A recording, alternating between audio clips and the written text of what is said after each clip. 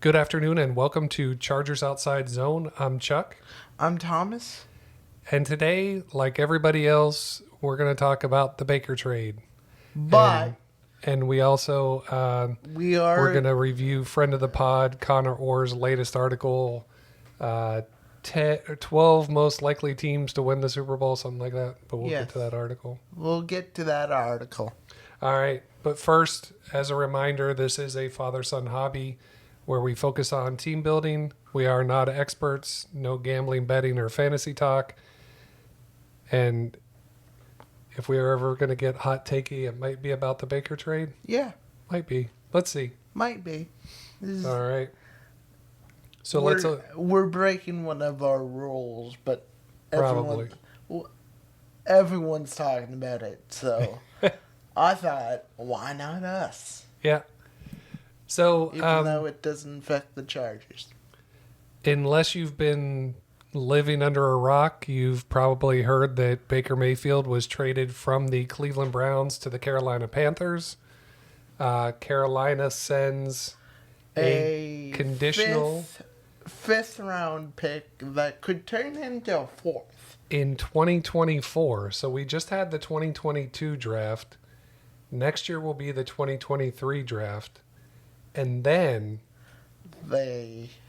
Cleveland will Cleveland will get maybe a fifth, maybe a fourth round pick for sending Baker Mayfield to the Carolina Panthers. Cleveland is going to pay $10 million of his salary this year. Yes.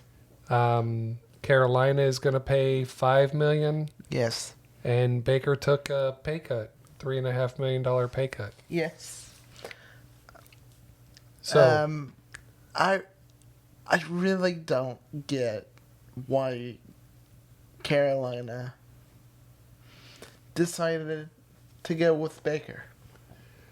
Well, from a Carolina perspective, it takes a confusing situation with Matt Rule being on the hot seat, as we've talked about before. Having traded for Sam Darnold, they gave up like a second to get Sam Darnold. Yes. They gave him a fifth-year option, so he's guaranteed that $18.9 million or whatever the number is. Yes. That Baker was. So he's in the room. Well, While you just brought in a quarterback that took a pay cut. yes. They traded up for traded up in the 2022 draft in the third round for Matt Corral. So you have those three quarterbacks in your QB room, along with P.J. Walker, formerly of the undefeated Houston Roughnecks. Go Roughnecks. Go Roughnecks, yeah. It just muddies up the quarterback room at this point. Yeah. I kind of feel bad for Matt Corral. Well, Because that's going to be from a Matt Corral perspective, it's not like you brought in Chase Daniels into the Chargers organization to help Justin Herbert learn the Lombardi offense, right? Yes. So you brought in Baker, who, I don't really see him playing the mentor role and mentoring one Matt Corral. I can't see him do that as well. So you're going to have pure competition. The rookie is probably going to have to lean on Sam Darnold or P.J. Walker. Maybe. I don't know how that... I would probably put money on Sam Darnold. Yeah. Because he's been in the NFL longer. Yeah, true. P.J. Walker.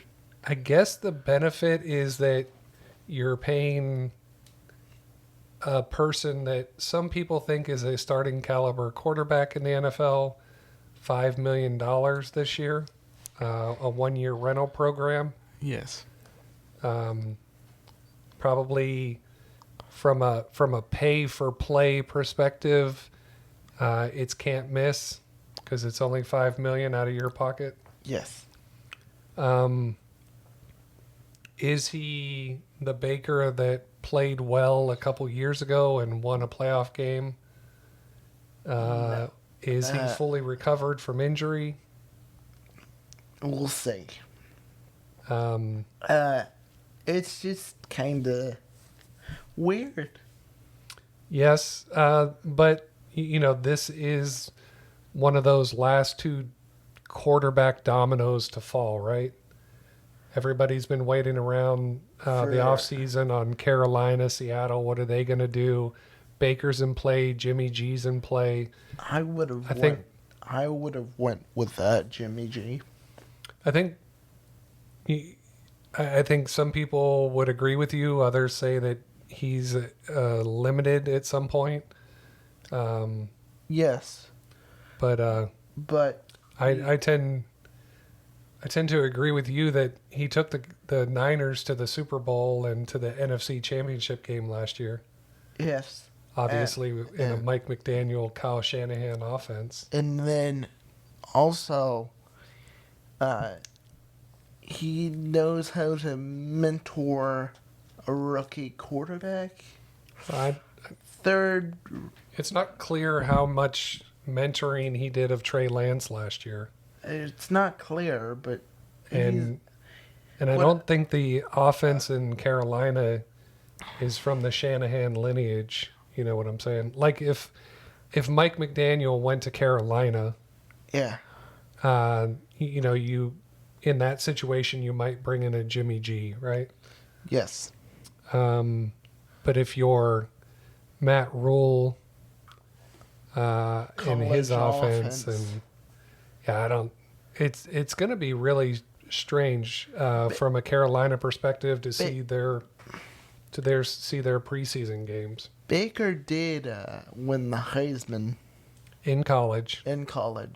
So that might be the reason why he was a good college quarterback. So, college head coach. And, I guess, they brought in Sam Darnold because supposedly he was only around Adam Gase, and Adam Gase ruined his first, entrance into the NFL, So fresh start there. And fresh start for Sam Darnold last year, but that didn't prove to pan out because we didn't see Sam take a lot of steps forward. But they were undefeated. So does Baker, outside of Cleveland, in a fresh system, does that translate into wins for Carolina? No.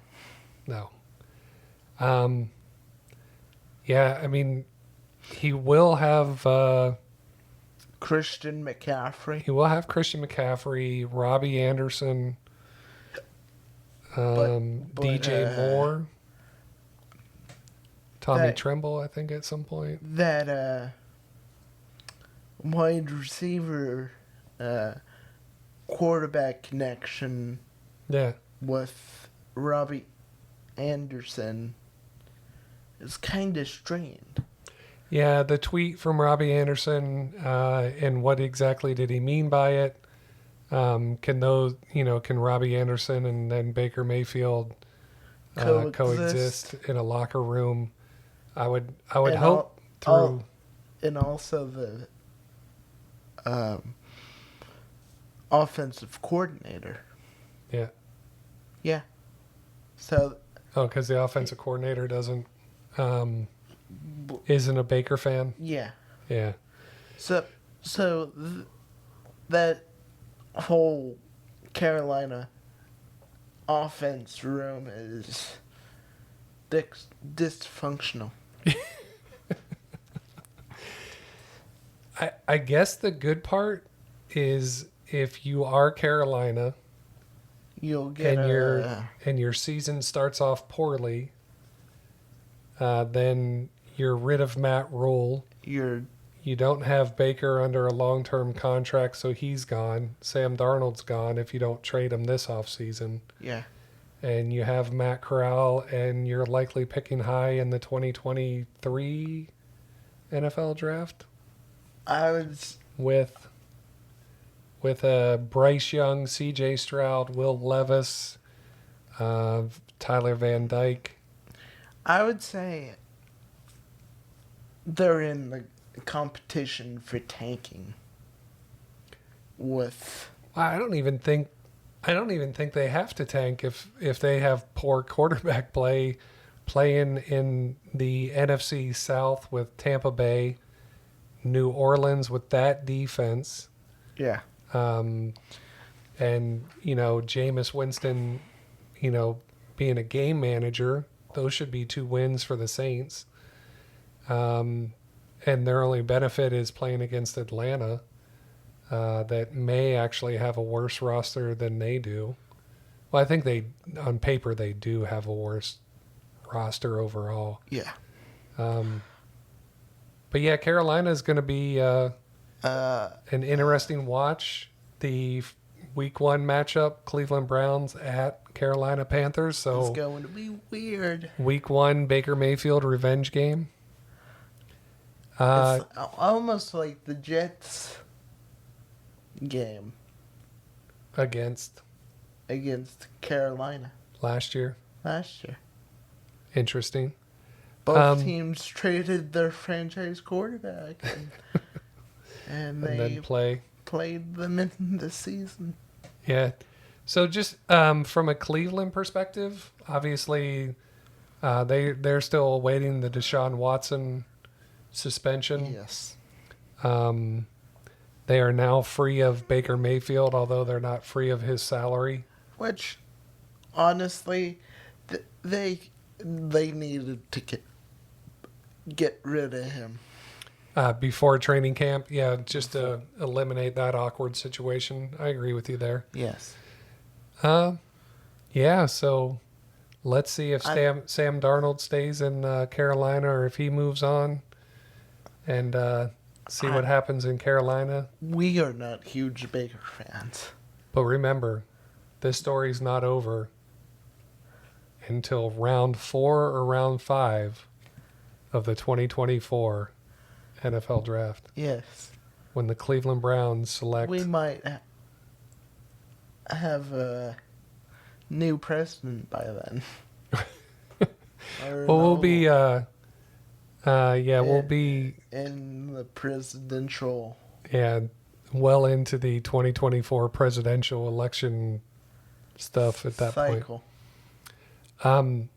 No politics. But really, kudos to the Cleveland Browns for taking the number 1 pick in the draft, 4 years ago, and converting that into a 4th or 5th round pick at some point.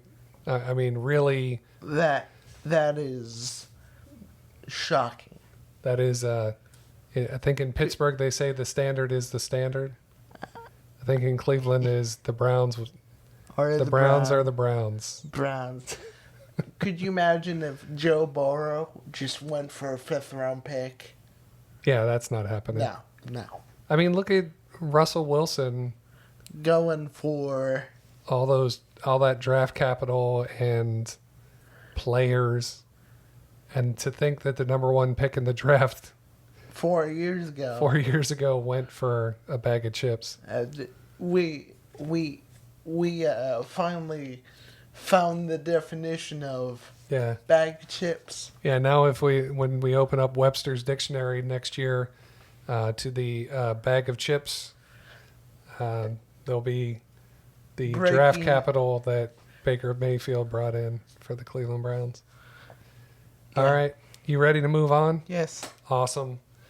So we are going to chat a little bit about Conor Orr's latest article here. And we are going to talk about if there was any snubs. Yeah, when we finish. This is the 12 or maybe 13, little hint there, that there might be 1 extra included. Yeah. Teams that could actually win the big game this coming February. I think that would be Super Bowl 57. In Arizona, I believe. Yeah. And so here... With the Golden State Warriors just randomly chilling in the picture. Yeah, so of the teams that Connor has written about, the Buffalo Bills, that was his bold projection. Yes. That Buffalo wins the Super Bowl. No changes there. Yeah, I think everybody's in agreement. If this team's healthy, they are going to push deep into the playoffs and are probably... I mean, they changed the playoff rules because of Josh Allen not getting the ball in overtime, so... Because he was complaining. Yeah. I don't think he personally said a lot. I was joking. Yeah. I was joking. Next up on the list is the Cincinnati Bengals. And so, with that young core, Joe Burrow, Jamar Chase, the other wide receivers, T. Higgins, Tyler Boyd, Joe Mixon, running back, them improving their offensive line, it makes sense that they're a Dallas Cowboy. Yeah, it only makes sense that the Cincinnati Bengals would be one of those teams.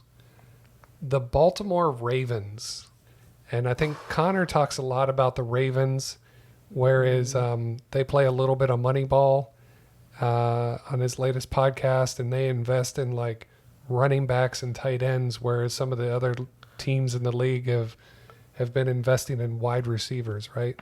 Yes. And I think the Ravens decimated by injury last year. Yes. Easy to say. So a healthy running game. And a healthy tight end. Mark Andrews, and they're bringing in a couple tight ends from the draft that will, And that unicorn that they drafted, safety. Yeah, they have Kyle Hamilton. They drafted center Tyler Linderbaum.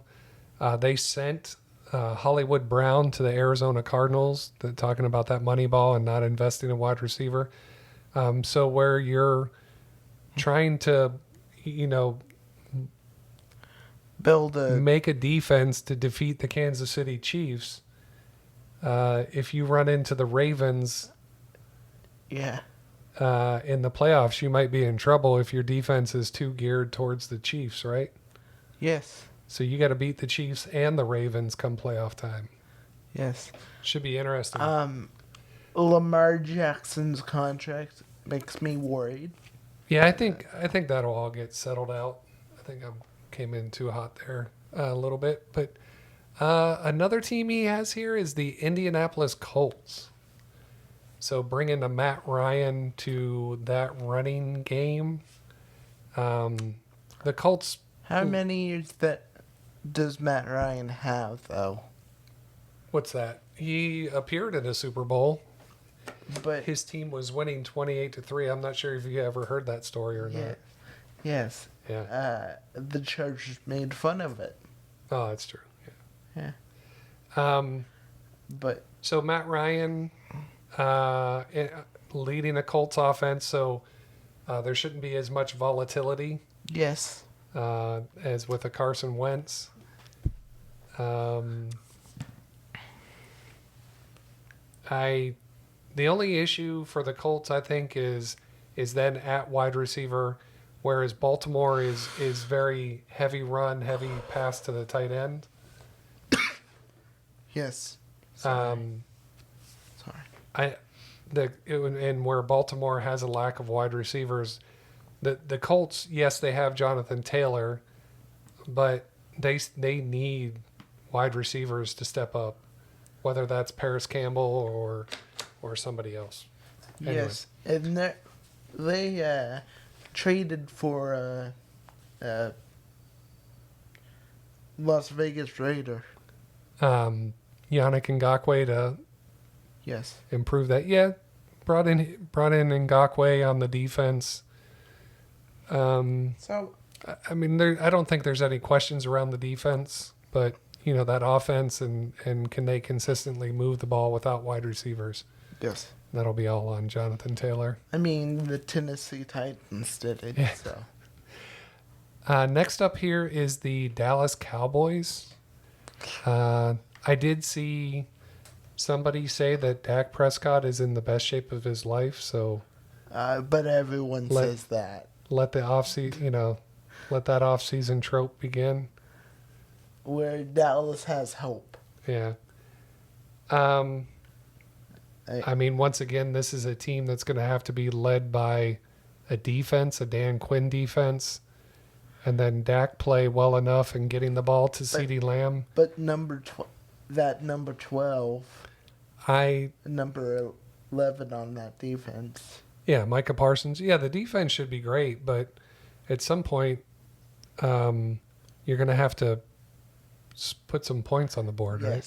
Yes. Or you could just safety them to death. I don't know if that's possible. Potentially.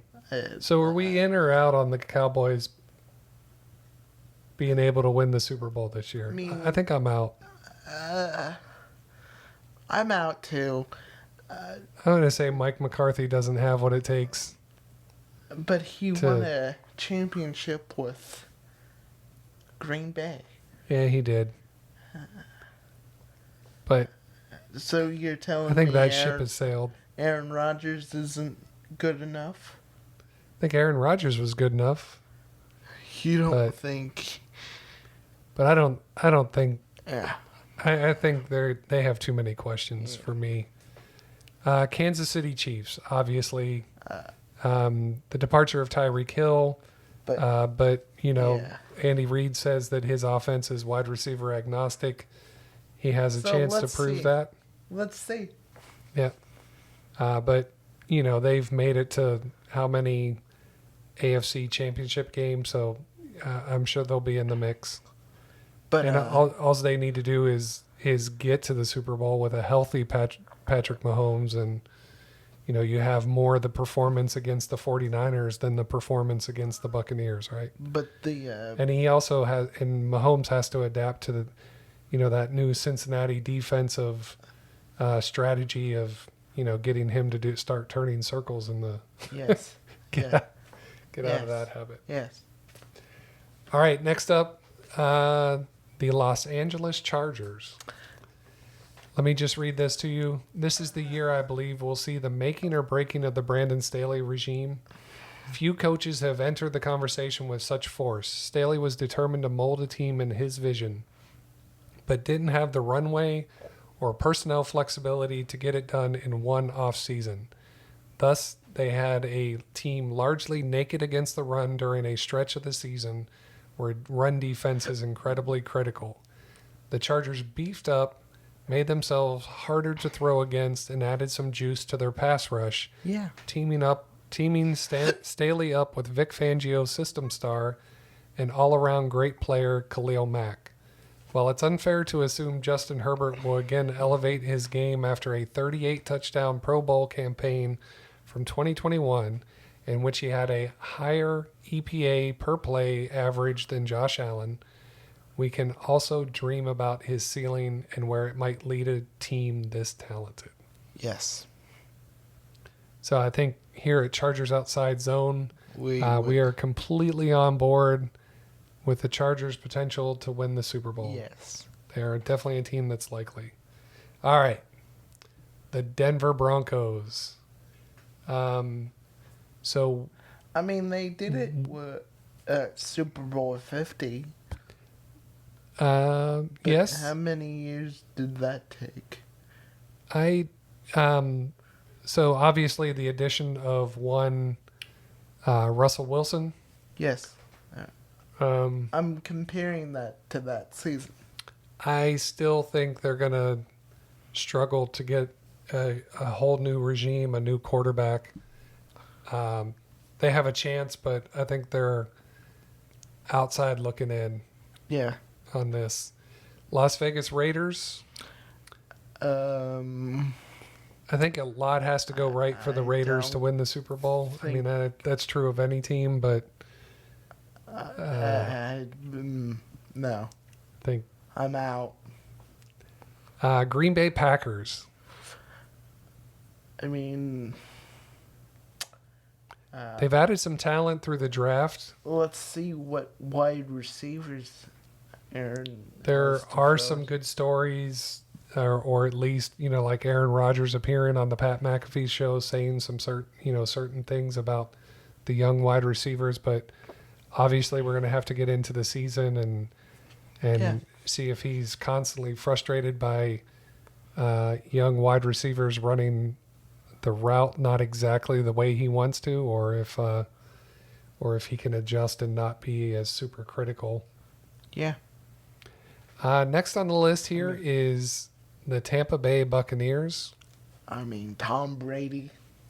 If you have the luckiest of all time, you have a chance, right? Do we have to say any more?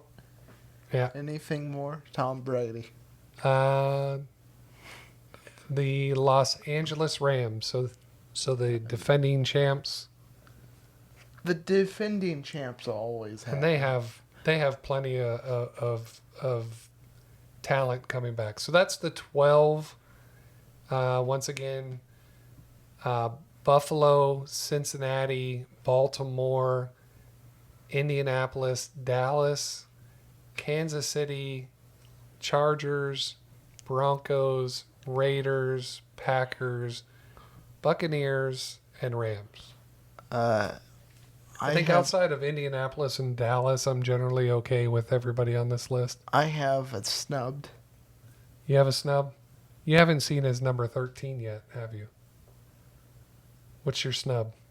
Tennessee. Oh, Tennessee. Yeah, they kind of snub. I imagine Ryan Tannehill probably keeps him from putting them on here. Losing A.J. Brown. Yes. But his wild card is